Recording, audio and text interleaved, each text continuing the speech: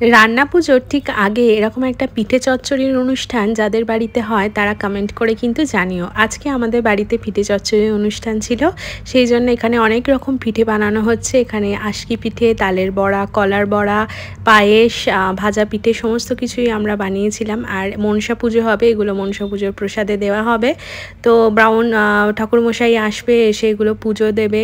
পুজো দেবার পরে তারপরে আমরা এগুলো প্রসাদ পাবো। তো এখানে পুজো শুরু হয়ে গেছে, খুব সুন্দর করে আমরা পুজোটা সম্পন্ন করেছিলাম। এখানে আমার ননদ এসছে, মা সবাই হাতে হাত লাগিয়ে এগুলো বানিয়েছিলাম আমরা।